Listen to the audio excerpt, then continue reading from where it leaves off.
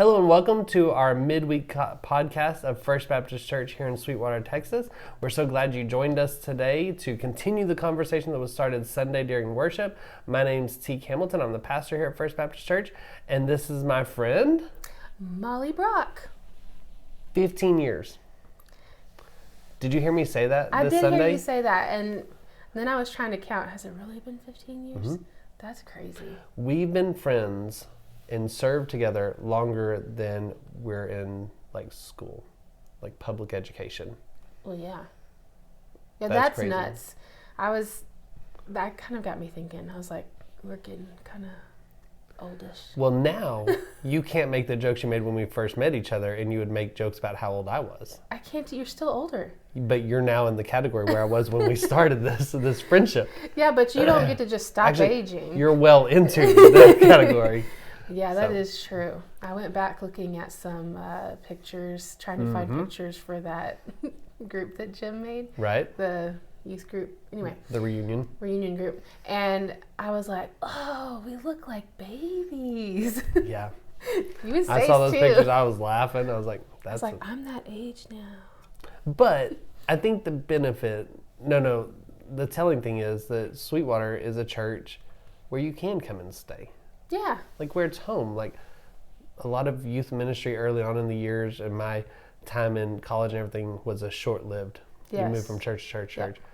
But this has become a place that becomes home. And so I think Yeah. that's been a blessing for me and Stacy. And it's because of people like you and Phil. Though we knew you before we knew Phil. That's true. So that just make it home for us. But in all these years, I don't think I've ever asked you this question. So I'm going to ask you a very important question. All right. Do you like pancakes? Yes. You thought.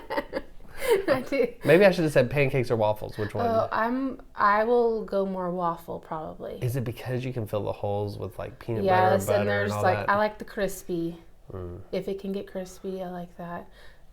But I will throw you for another loop. I will probably always pick French toast over those two. Yeah, I'm there.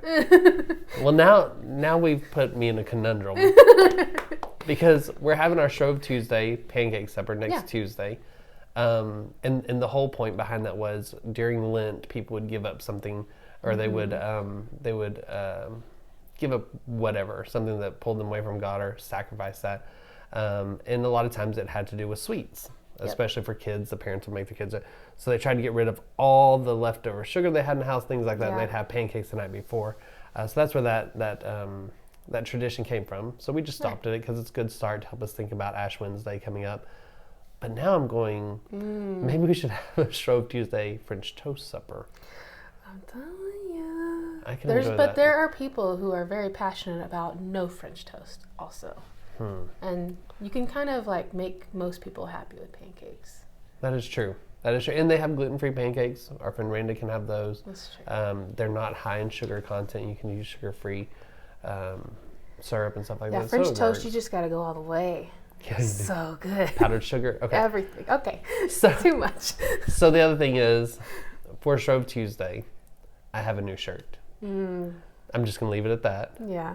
But if you've ever seen the shirts that Glenn Harrison has given me, this one rivals those shirts. It tops it. Yeah, I'm excited. I won't say it tops it, but it rivals the Whataburger shirt he got me. Okay. It's right there. So we're inviting y'all to be a part of our Shrove Tuesday pancake supper, and then Ash Wednesday, the next day, we'll have a service at 6 o'clock, which is, I say this a lot, special services are usually my favorites. Yeah, and so I that's a love good this one. And I'm actually I'm leading an Ash Wednesday service at the hospital this year.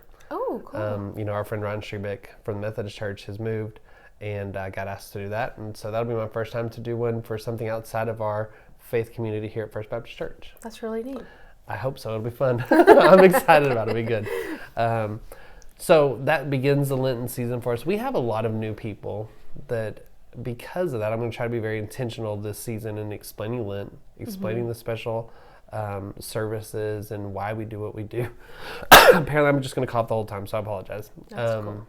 Trying to explain that. And for some of us who've been here a while, we know those things, but I want to be reminded of those things.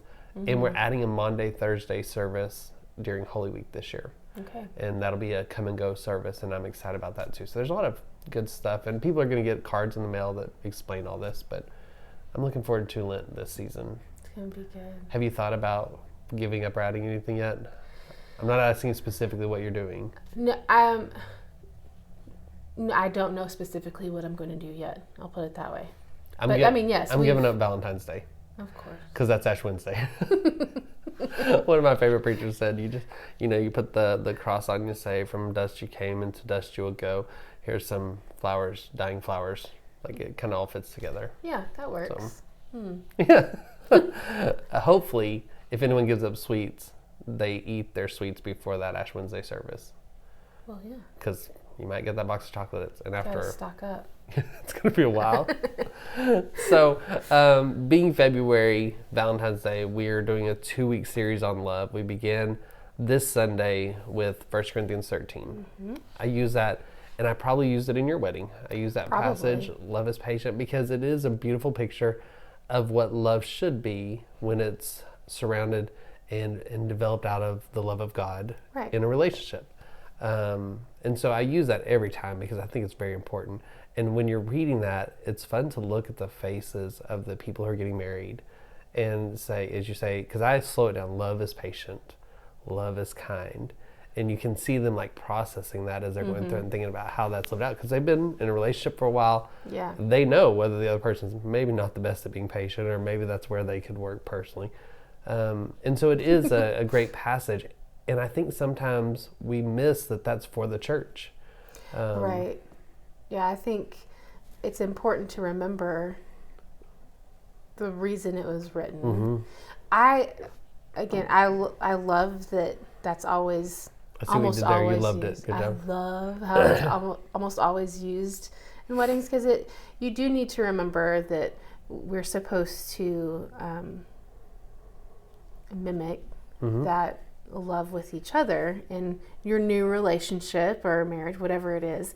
But we're called to do that no matter. Yeah. With everyone around us. And according to Paul, and we're going to look at John this week also, love is the solution for all the problems. Right. And you get thinking about it, and people listening right now are probably thinking, well, what about this problem? Well, no. If you read Paul, you read John, you read the Gospels, love is the solution for all your issues. Yeah. Maybe not a water leak in your front yard. Well, no, it kind of was. I was very loving to the people who showed up to work on my... It doesn't solve the water leak, but it fixes your heart in the situation. And I tell my boys this constantly because, like, they're just at each other. They're brothers. Yeah, that's what they're supposed to be. That's the way they are. And I'm just constantly saying, all you have to do is just remember that before you do anything, just love him first. Right. Like, before you start pounding or before you start screaming, it's like, just love him. And remember that you love him. And that's going to just kind of, you're going to get control of your anger. Right. And be able to process the situation better. It's not working great yet, but if I keep saying it, I know eventually that's going to stick. Well, you're hinting forward to, whether you intend it or not, 1 John that we use this Sunday, that the solution of love, it's talking about within the family. He talks about that within the family of God, and family is some of the hardest people to love at times. Yeah. Because they know our buttons to push. Exactly. They know who we are. We're with them constantly. Sometimes it's easier to love others than it is to love your own family members, or at least to express that in action, which I think pretty clearly the Gospels say love is action. Yeah. I think Bob Goff, that quote said, love is never stationary. And I thought that was great. Were you surprised that I talked about Jeeps Sunday? No. Were you surprised that Bob Goff drove a Jeep? No. I was at first, but I love it. I love it. I don't know. I follow him on social media and stuff, and I'm nothing surprises me of that man. You know, he answers his phone every time it rings, and he actually put his cell phone number at the end of the book and said, call him if you ever need him. And he'll answer it. And I've never tried it, because like if I call, I feel like I want to have the question to ask. Why? You could just be like, you said call, and I just really want to say Thank you. I just want to say thank you, and I like Jeeps too. Yeah, I can do that. Done. All right, I'm calling Bob Goff one day. Today. No, definitely not today. You're giving me like anxiety. So back to 1 Corinthians.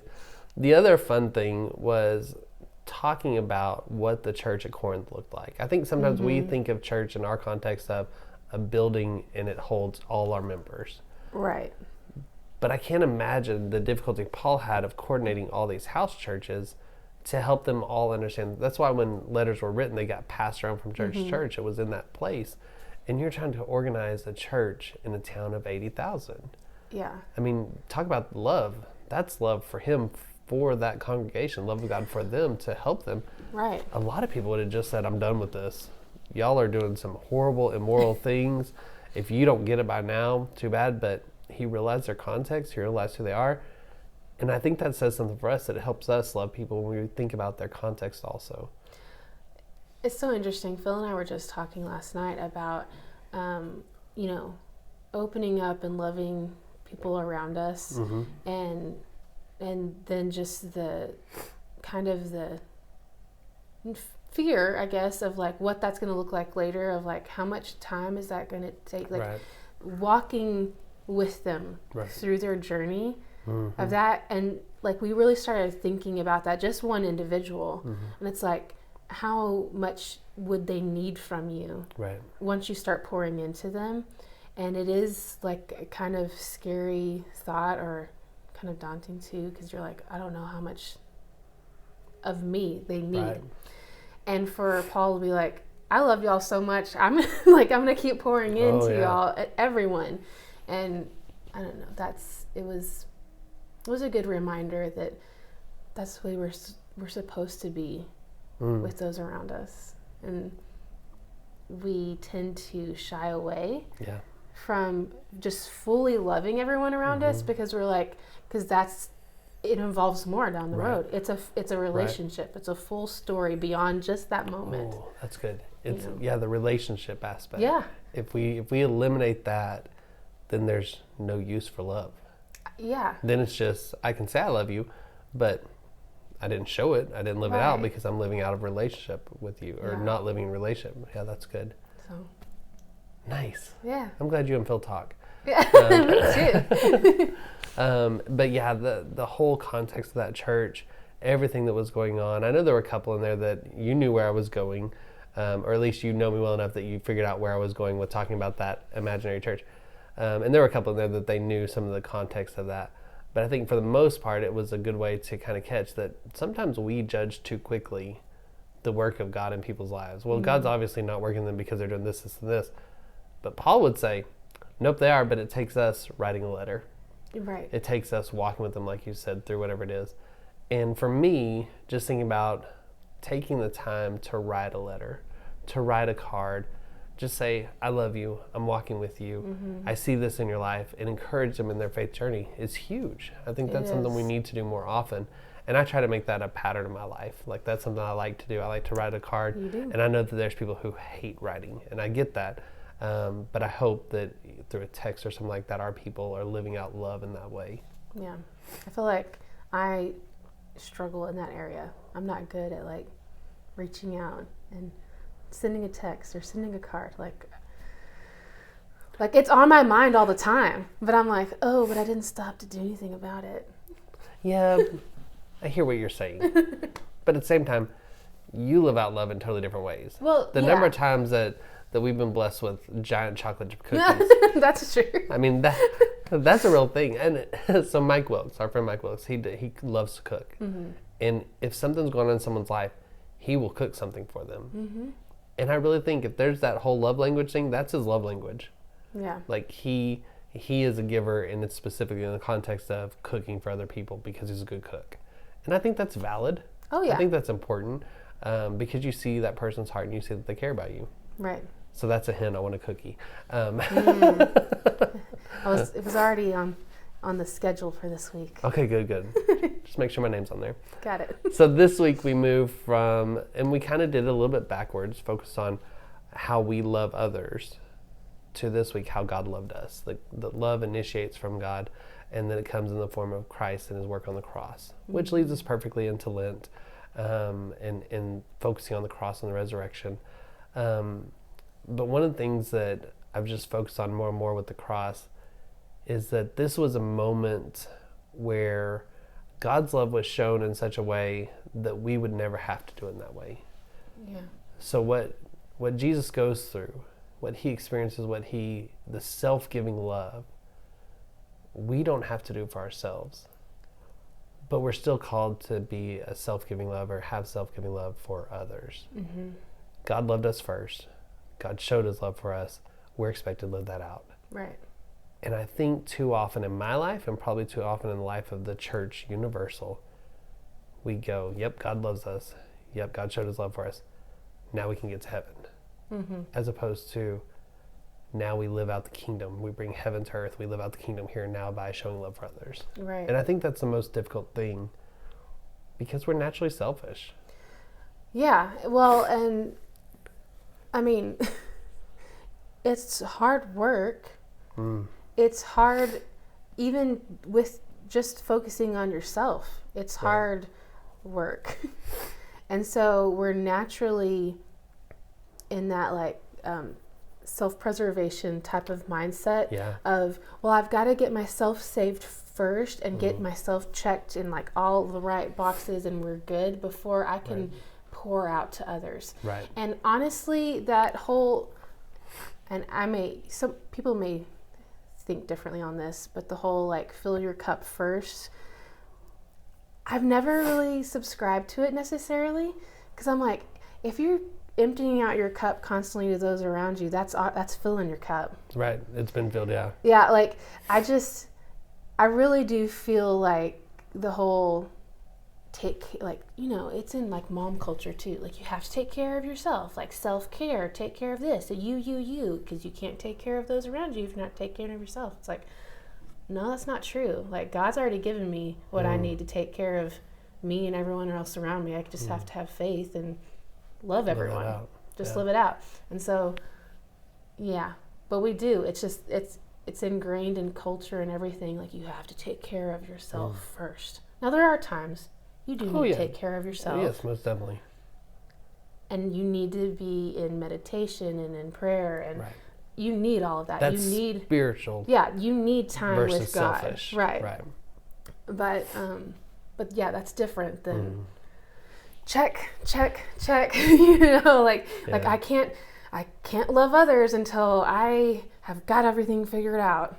One of the writers that I was reading today, on 1 John, he said that John would say, if you're having trouble experiencing or feeling the affection of God, then go out and love others, because that's a valid way of God's love being completed, and then you experience it yourself. Absolutely. And I think that's what you're saying. Yeah.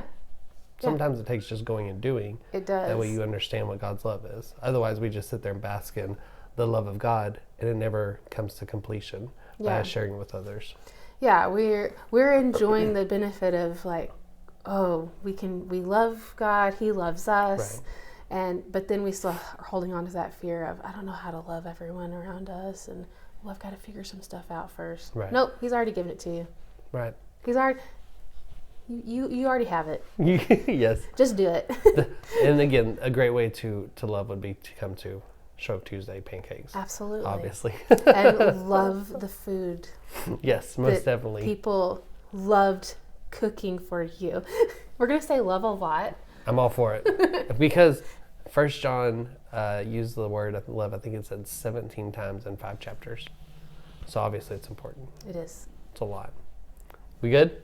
Oh, yeah. All right. Hey, it's been great hanging out with y'all today. Thank you so much for being back with us as we kick off this new series on love. And then we look forward to a series during Lent over the covenants of God through Scripture and how they reveal the ultimate new covenant through Jesus when we hit Resurrection Sunday. So we're excited about that. Going to have fun hanging out with you, worshiping with you, and we look forward to seeing you Sunday, 10:30 a.m. at 213 East 3rd Street. Have a great week. See ya. Bye.